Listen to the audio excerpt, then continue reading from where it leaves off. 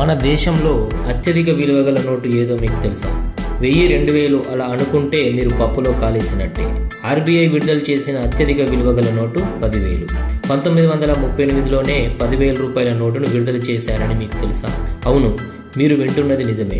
డబ్బుకు విలువ ఇవ్వని కాలంలోనే ఈ నోటును ఆర్బీఐ విడుదల చేసింది. ఆ కాలంలో 10,000 రూపాయల నోటు అంటే మామూలు విషయం కాదు. అయితే కేవలం వ్యాపార రంగానికి అనుబంధంగా ఉన్న వారికి మాత్రమే ఈ నోటు గురించి తెలుసు. సాధారణ ప్రజలకు ఇది అందుబాటులో ఉండేది కాదు. అందుకే దీని గురించి ప్రజలకు అంతగా తెలియదు. ఇప్పుడు భారతదేశంలో అతిపెద్ద కరెన్సీ ఏది అంటే అందరూ 500 రూపాయల నోటు అంటారు. గతంలో అయితే 1000, 2000 నోటు ఉండేది. ఆర్బీఐ వాటిని రద్దు చేశాక 500 నోటే అతిపెద్ద నోటుగా ఉంది.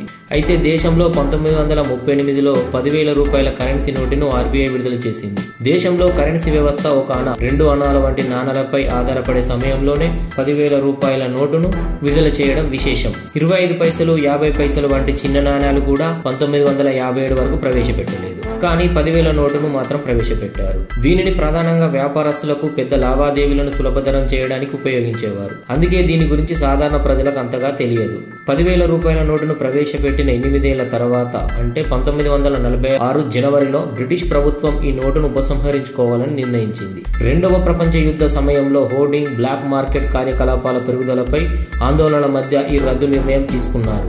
అలాంటి అధిక విలువలు కలిగిన కరెన్సీని నిలిపివేయడం ఈ సమస్యలను అరికట్టడంలో సహాయపడుతుందని ఈ నోటును రద్దు చేశారు. మొదట ఉపసంహరించుకున్నప్పటికీ 10,000 రూపాయల నోటు 1954లో 5,000 రూపాయల నోటు వంటి ఇతర పెద్ద నోట్లతో పాటు తిరిగి ప్రవేశపెట్టారు. 1978 నాటికి మళ్లీ 5,000, 10,000 నోట్లు రెండింటినీ నిలిపివేశారు. అయితే వీటిని మళ్లీ ప్రవేశపెట్టడంపై చర్చలు జరిగినప్పటికీ తిరస్కరణకు గురయ్యాయి.